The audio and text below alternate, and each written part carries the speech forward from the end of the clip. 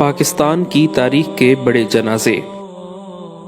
امام احمد بن حنبل رحمۃ اللہ علیہ نے فرمایا تھا کہ ہمارے جنازے ہماری حقانیت کا فیصلہ کریں گے۔ جب ان کا انتقال ہوا تو بغداد میں لاکھوں افراد ان کے جنازے میں شریک ہوئے اور اس جنازے کی شان دیکھ کر ہزاروں غیر مسلموں نے اسلام قبول کر لیا۔ 21 اکتوبر 1929 بروز جمعرات کو میاں والی جیل میں غازی علم الدین کو گستاخ رسول راج پال کو قتل کرنے کے جرم میں پھانسی دے کر شہید کر دیا گیا۔ غازی علم الدین شہید کو پھانسی کے بعد برطانوی حکومت نے ان کی میت بغیر نماز جنازہ جیل کے قبرستان میں دفنا دی، جس پر مسلمانوں نے شدید احتجاج کیا اور علامہ محمد اقبال نے ایک مہم چلائی اور آخرکار 15 دن بعد جب غازی علم الدین شہید کی میت کو قبر سے نکالا گیا تو ان کا جسد خاکی پہلے دن کی طرح تر و تازہ تھا۔ دسمبر کی ایک یخ بستہ صبح کو لاش گاڑی میں لاہور لائی گئی۔ شہید کا جنازہ لاہور کی تاریخ کا سب سے بڑا جنازہ کہلاتا ہے۔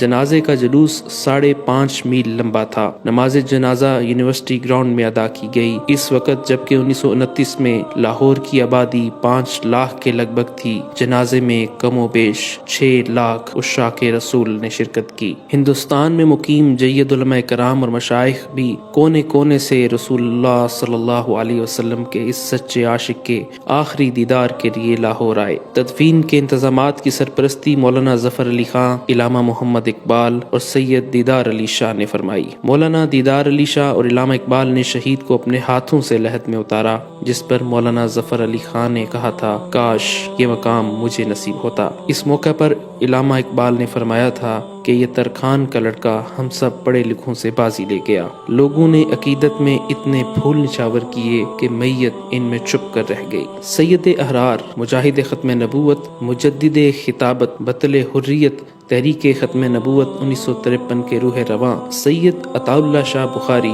21 اگست 1961 کو ملتان میں انتقال ہوا۔ انہوں نے 50 برس بھرپور قومی اور ملی خدمات میں گزارے۔ ان کے جنازے میں تقریباً 2 لاکھ افراد شریک ہوئے۔ ان کی نماز جنازہ ان کے فرزند اکبر مولانا سید ابو ذر بخاری نے پڑھائی۔ جنازے کے چاروں طرف 8 بانس لگا دیے گئے کہ ہر شخص کندھا دینے کی سعادت حاصل کرنا چاہتا تھا۔ آہستہ آہستہ تمام سڑکیں، میدان، گلیاں، مکان اور چھتیں لوگوں سے اٹی ہوئی تھیں۔ 1 میل لمبا جنازے کا جلوس تھا۔ ان کی وصیت کے مطابق عام قبرستان جلال باقری میں سپرد خاک کیا گیا۔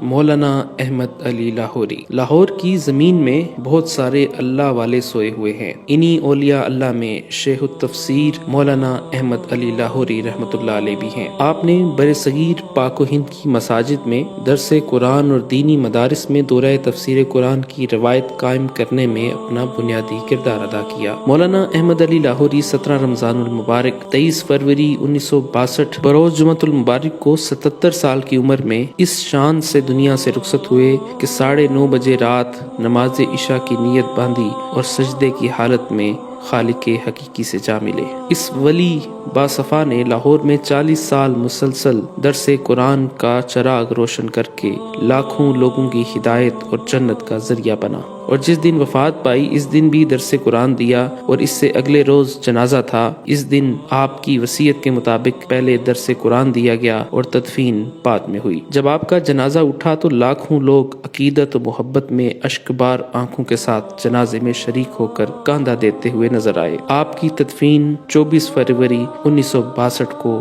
میانی صاحب قبرستان لاہور میں کی گئی۔ جنرل محمد ضیاء الحق کا جنازہ 19 اگست 1988 کو شاہ فیصل مسجد اسلام آباد پاکستان میں پڑھایا گیا۔ جنرل محمد ضیاء الحق اپنی موت کے وقت پاکستان کے صدر اور چیف آف آرمی سٹاف تھے۔ ان کی حادثاتی موت 17 اگست 1988 کو C-130 طیارے کے ایک پر اسرار حادثے میں ہوئی۔ جنرل ضیاء الحق کا جنازہ برصغیر کی عظیم ترین جنازوں میں سے ایک تھا۔ خلق خدا اس طرح ٹوٹ کے امڈی کہ دانشور حیرت زدہ رہ گئے۔ ان کے جنازے میں لوگ زبردستی نہیں بلائے گئے تھے، بلکہ ضیاء صاحب کی محبت انہیں کھینچ لائی تھی۔ جنرل محمد ضیاء الحق شہید کے جنازے کے موقع پر لاکھوں پاکستانی عوام اور کئی کلومیٹر لمبے جنازے کی صفیں تھیں۔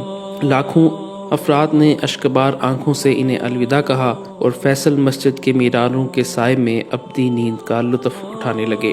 مرحوم صدر کا جسد خاکی پورے فوجی اعزاز کے ساتھ دارالحکومت اسلام آباد کے وسط اور مرگلا کی پہاڑیوں کے دامن میں واقع عالی شان فیصل مسجد کے وسیع و عریض احاطے میں دفن کر دیا گیا۔ تدفین کے وقت بڑے جذباتی مناظر دیکھنے میں آئے۔ 10 لاکھ سے زیادہ سوگواران سسکیاں بھرتے اور آہیں کھینچتے جنرل ضیاء کے تابوت کو اپنی آخری منزل کی طرف جاتا دیکھ رہے تھے۔ لاکھوں پاکستانی اپنی ٹیلی ویژن سکرینوں پر تجہیز و تدفین کے آخری رسومات کو مبہوت تماشائی بنے دیکھ رہے تھے۔ 21 توپوں کی سلامی دی گئی اور جب مرگلا کی پہاڑیاں توپوں کی گولوں کی گونج سے لرز رہی تھیں تو ان لمحات میں ان سپاہیوں نے جنرل ضیاء کے تابوت کو لحد میں اتارا جنہیں کئی برس تک انہیں کمانڈ کرنے کا اعزاز حاصل رہا تھا۔ غازی ممتاز قادری۔ سلمان تاثیر قتل کیس میں ممتاز قادری کو 29 فروری 2016 کو سزائے موت دے دی گئی۔ شہادت کے دوسرے دن 1 مارچ 2016 بروز منگل لیاقت باغ راولپنڈی میں لاکھوں عاشقان رسول تمام مکاتب فکر کے لاکھوں افراد نے شیخ الحدیث سید حسین الدین شاہ کی اقتداء میں ممتاز قادری کی نماز جنازہ ادا کی۔ نماز جنازہ کے لیے راولپنڈی کا تاریخی لیاقت باغ چھوٹا پڑ گیا۔ لاکھوں کی تعداد میں شرکاء پنڈال کے اندر اور باہر موجود تھے جو ذکر الہی اور درود شریف پڑھتے رہے۔ نماز جنازہ میں مختلف سیاسی اور مذہبی تنظیموں کے رہنماؤں نے شرکت کی جبکہ ملک بھر سے لوگ قافلوں کی صورت میں راولپنڈی پہنچے۔ پاکستان کے علاوہ خلیجی اور یورپی ممالک سے کئی افراد نماز جنازہ میں خصوصی طور پر شریک ہوئے۔ ممتاز قادری کے جنازے میں تا حد نگاہ عوام کا جم غفیر تھا۔ میت کے ہمراہ لوگ پیدل سفر کر رہے تھے۔ شرکاء کی بڑی تعداد کے باعث منٹوں کا سفر گھنٹوں میں طے ہوا۔ بلا شبہ غازی ممتاز قادری شہید کا جنازہ پاکستان کی تاریخ کا سب سے بڑا اجتماع تھا۔ لیاقت باغ کے ہر اطراف 3 کلومیٹر تک انسانی سر ہی سر دکھائی دے رہے تھے۔ پاکستان کے نامور ناتواں اور سابق گلوکار جنید جمشید 7 دسمبر 2016 کو چترال سے اسلام آباد آتے ہوئے طیارے کے حادثے میں شہید ہو گئے۔ جنید جمشید کی میت ایئر فورس کے خصوصی طیارے کے ذریعے کراچی پہنچائی گئی جہاں ان کی نماز جنازہ ادا کی گئی۔ ان کی میت کو پاکستان کے قومی پرچم میں لپیٹا گیا تھا۔ جنازے سے پہلے ایئر فورس نے گارڈ آف آنر بھی دیا۔ جنید جمشید کی نماز جنازہ میں لاکھوں افراد نے شرکت کی۔ اس جنازے کو کراچی کی تاریخ کا سب سے بڑا جنازہ کہا جاتا ہے۔ لوگوں کی بڑی تعداد صبح سے ہی جنازگاہ پہنچ چکی تھی۔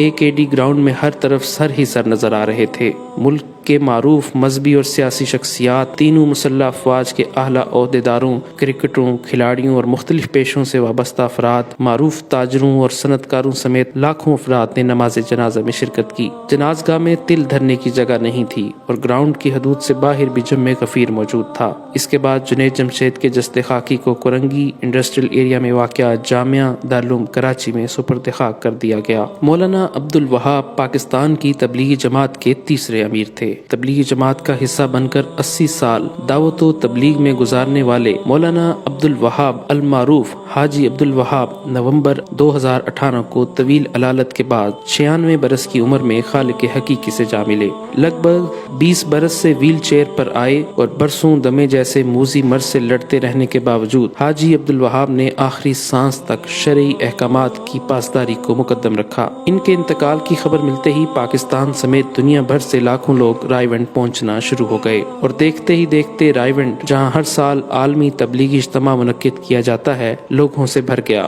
حاجی عبد الوہاب کا جنازہ رائیونڈ میں شیخ الحدیث مولانا مفتی نذر الرحمان نے پڑھایا جو حاجی عبد الوہاب کی وصیت کے مطابق تبلیغی جماعت کے نئے امیر بنے۔ آہوں، سسکیوں، دعاؤں اور ذکر کے ہدیے کے ساتھ ایک جم غفیر نے تبلیغی مرکز رائیونڈ کے وسیع اور عریض پنڈال میں نماز جنازہ میں شرکت کی۔ واضح رہے کہ 12 لاکھ کی گنجائش والی اس اجتماع گاہ میں تل دھرنے کو جگہ نہیں بچی تھی۔ اس جنازے کا شمار پاکستان کی تاریخ کے بڑے جنازوں میں ہوتا ہے۔ ٹریفک کا رش زیادہ ہونے کی وجہ سے کارکنان کی بڑی تعداد جنازے میں شریک نہ ہو سکی۔ لوگوں کی آمد کا سلسلہ نماز مغرب کے بعد بھی جاری رہا جس کی وجہ سے نماز جنازہ 1.5 گھنٹہ تاخیر سے ادا کی گئی۔ تحریک لبیک پاکستان کے سربراہ علامہ خادم حسین رضوی کی نماز جنازہ مینار پاکستان گراؤنڈ میں ادا کی گئی۔ ان کے جنازے کو لاہور کی تاریخ کا سب سے بڑا جنازہ قرار دیا جا رہا ہے۔